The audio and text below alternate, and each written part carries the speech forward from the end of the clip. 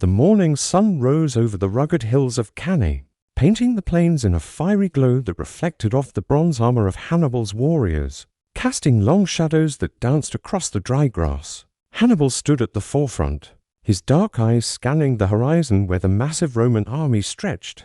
As far as the eye could see, their banners fluttering like a forest of red and gold. The air was thick with tension, the quiet hum of anticipation punctuated by the occasional clink of metal, as soldiers adjusted their shields and spears, preparing for the clash that would decide the fate of Rome and Carthage.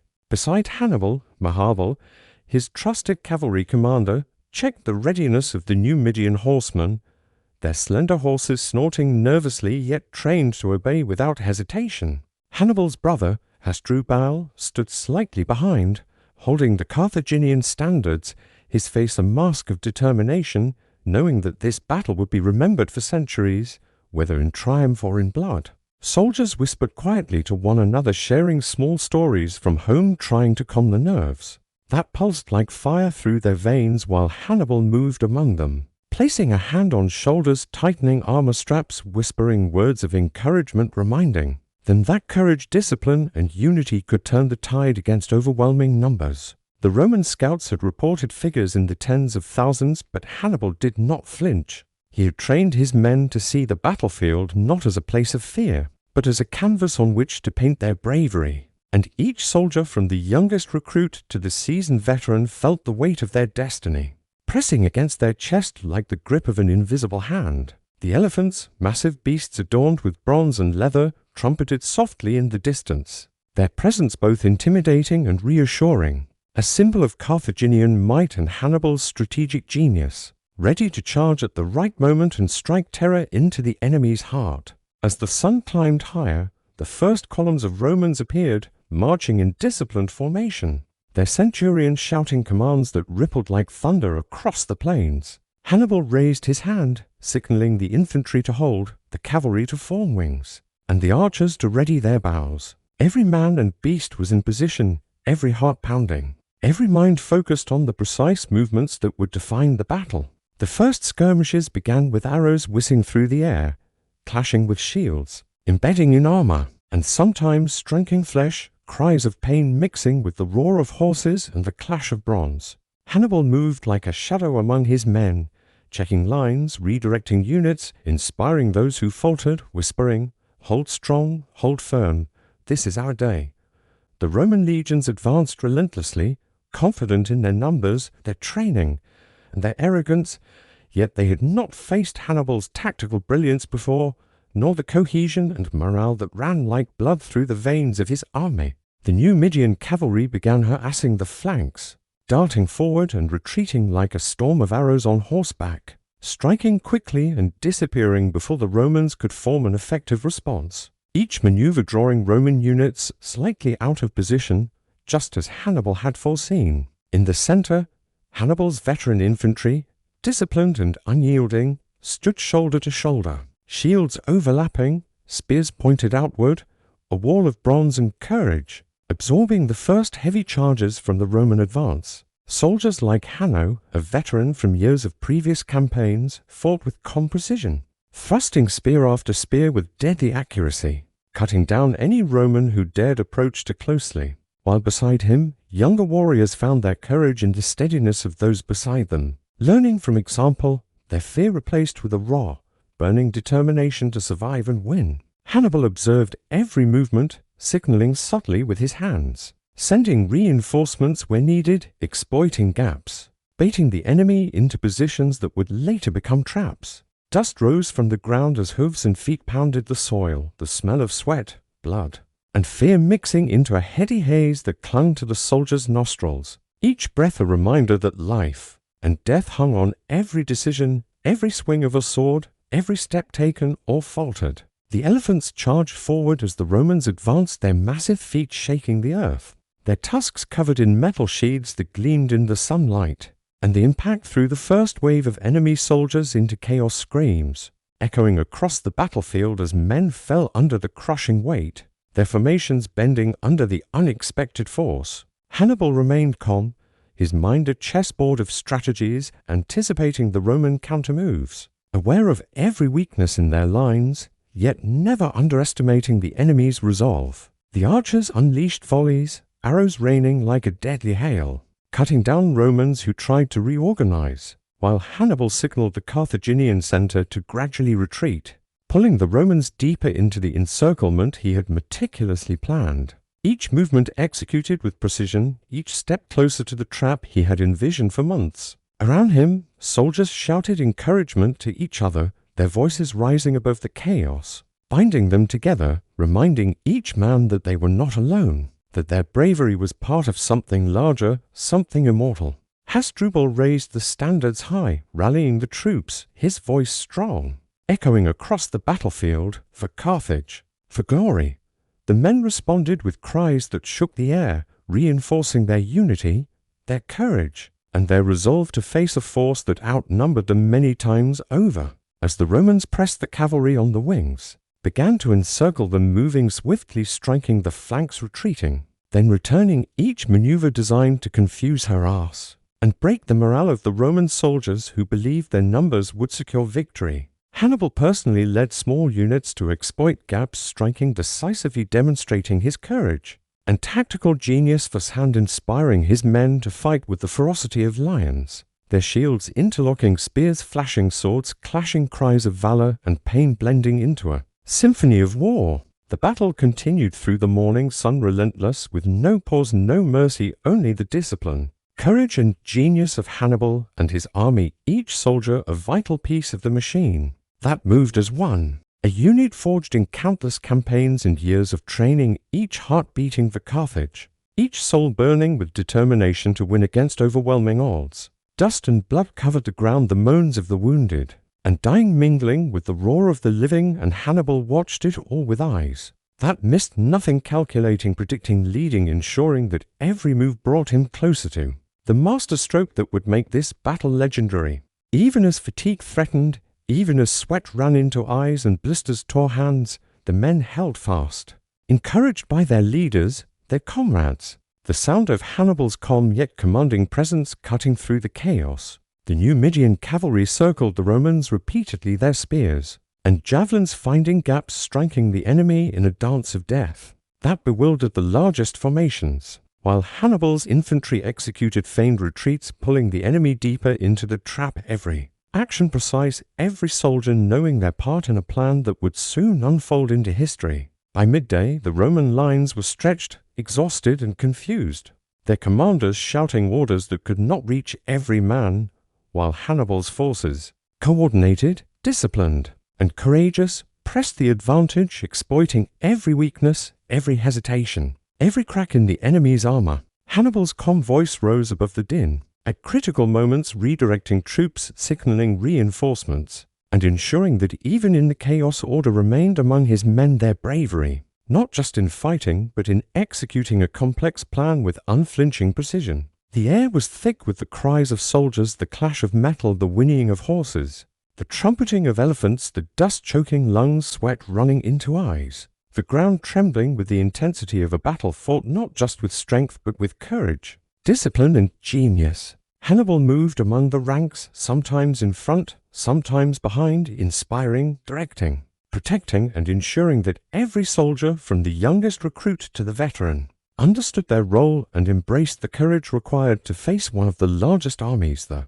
world had ever seen. By late afternoon, small victories began to appear. Roman units were isolated, their morale shaken, their movements uncertain, and Hannibal's plan to encircle and crush them was taking shape exactly as he had envisioned. Each step executed with the precision of a master strategist, each man contributing to the unfolding legend. Soldiers like Hanno, Hasdrubal's men, and the veteran infantry fought with unmatched bravery, protecting weaker units, striking decisively, retreating strategically, and inspiring those around them. Every action a testament to their discipline, courage, and faith in Hannibal's leadership. As the sun began its descent, casting long shadows across the battlefield, Hannibal stood atop a small rise, watching the culmination of hours of planning and bravery unfold, knowing that history would remember this day, this army, this genius, and this bravery, and that Carthage's finest would become immortal in legend, even if many of them would never see another dawn.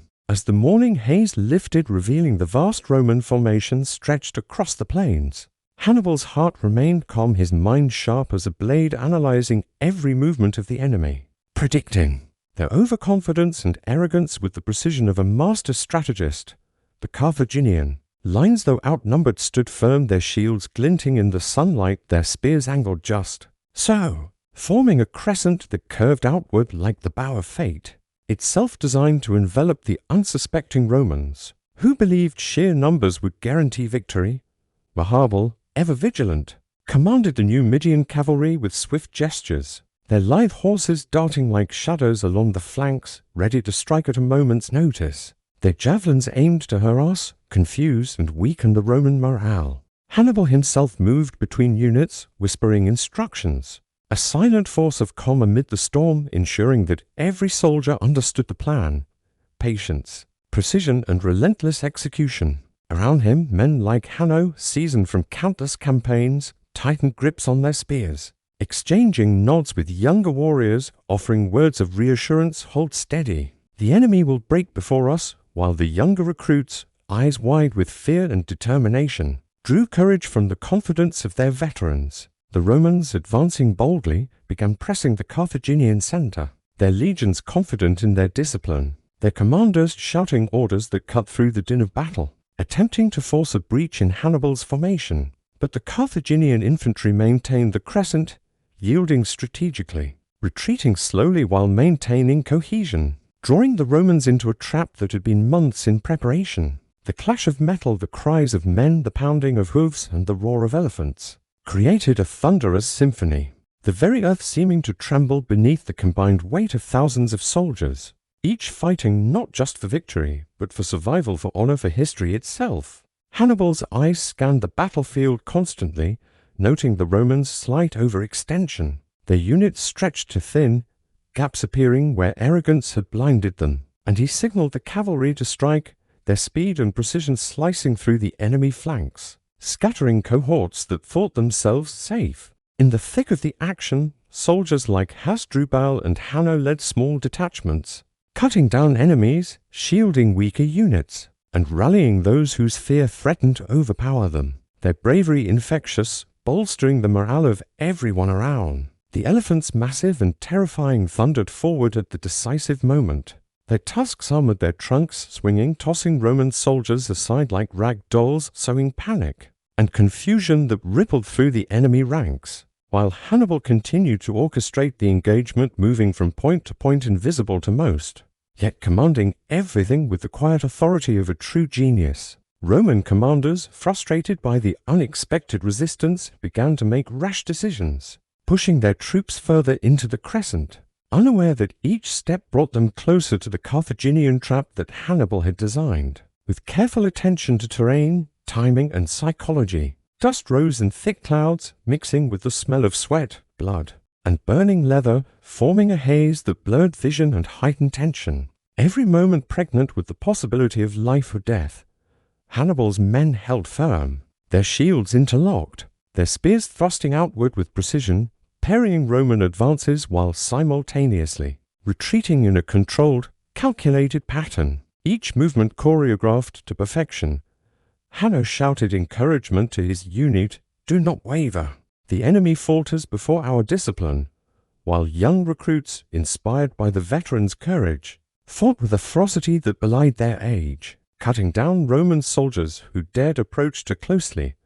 Hannibal's cavalry continued their harassing maneuvers, striking swiftly and retreating, causing disarray, isolating Roman cohorts from support, while Hannibal's infantry subtly shifted, widening the crescent imperceptibly, enveloping the enemy ever more tightly. Arrows whistled through the air, shields splintered, swords clashed, and yet Hannibal's formation held, each man trusting his neighbor, each unit moving as one organism, every heart synchronized to the rhythm of battle bravery coursing through veins like molten fire. Hours passed, the sun climbing high, baking the plains, sweat stinging eyes, muscles aching. Yet the Carthaginian army maintained unyielding focus, executing their plan flawlessly under the intense pressure of numerical inferiority.